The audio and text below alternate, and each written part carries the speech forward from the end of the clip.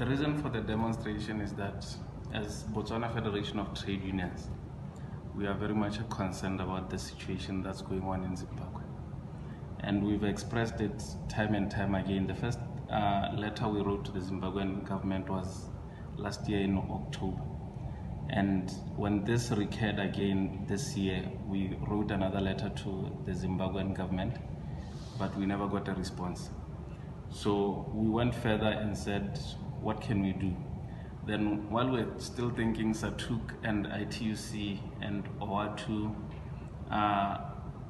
declared 1st February 2019 a day of action and solidarity of workers in Zimbabwe. Opportunity to join in as a federation to say, let us also stand up and support the initiative, support the action, and stand in solidarity with workers in Zimbabwe.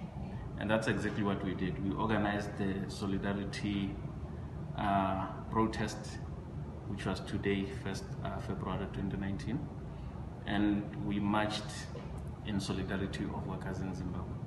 We want Japhet Moyo and Peter Mutasa to be released from prison. That's our initial mandate as trade unions, to say they can't be arrested for exercising their rights. Unions have a right to protest peacefully, and a stay away is a very peaceful protest. We believe there was no need for them to be arrested.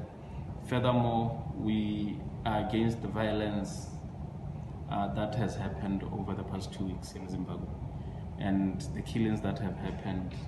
So we are protesting basically to have our voice heard on those particular issues. And the petition, we are routing it through our government so that government of Botswana can know PFTU is against what's happening in Zimbabwe. That's the first one.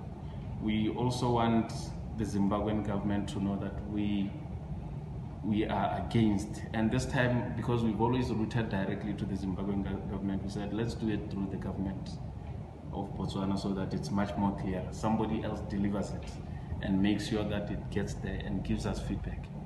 And the permanent secretary has promised that the letter will be delivered to the Zimbabwean government and we'll get feedback as agreed. And we hope that we've been able to achieve what we wanted to achieve today. And we've done what we needed to do on the day. We are satisfied with the protest actions that we took today in support of workers in Zimbabwe. We are fairly confident because our government as Botswana is very responsive to issues. So it's about Botswana submitting the letter and saying, we received it, we are giving it to you.